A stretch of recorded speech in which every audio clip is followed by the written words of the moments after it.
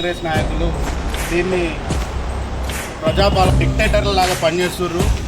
దీన్ని ఈ విధంగా ఇట్లా స్థానిక కౌన్సిలర్కి ప్రజాస్వామ్యంలో ప్రజల చేత ఎన్నుకోబడిన కౌన్సిలర్ని కాదని మన అధికారం ఉందనే అధికార మదంతో కాంగ్రెస్ పార్టీ నాయకులు రోడ్డును ఈ విధంగా ప్రారంభించడం అనేది చాలా సిగ్గుచేటు. ఇది పూర్తిగా రాజ్యాంగ దోపిడీ జరుగుతుందని ఇలా కాంగ్రెస్ పార్టీ ప్రెసిడెంట్ రాహుల్ గాంధీ గారు రాజ్యాంగం ఏదైతే చేతిలో పట్టుకొని తిరుగుతాడో దాన్ని పాటించకుండా కేవలం ఫోటోలకు పోజ్ చేయడానికే దాన్ని పట్టుకొని తిరుగుతుండు. ఇక్కడ ఈ అధికారులు చైర్మన్ గారు వైస్ చైర్మన్ గారు పూర్తిగా అధికార దుర్వినియోగానికి బాధపడుతున్నారు.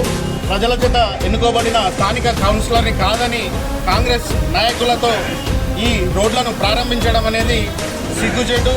వీళ్ళు చేసే ఈ చర్యలను ముందు మేము చూస్తూ ఊరుకోమని దీన్ని పై అధికారుల దృష్టికి తీసుకెళ్ళి కమిషనర్ గారి పైన దీంట్లో ఇన్వాల్వ్ అయిన అధికారుల పైన తగిన చర్యలు తీసుకునే వరకు మేము ఊరుకోమని స్పష్టం చేస్తున్నాం.